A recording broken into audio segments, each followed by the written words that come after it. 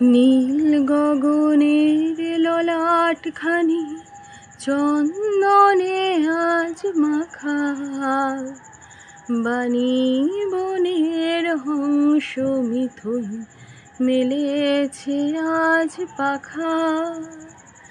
পারিজাতের কেশর নিয়ে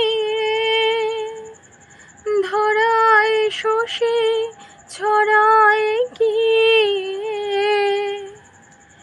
ইন্দ্রপুরীর কোন রমণী বাসর প্রদীপ জালো।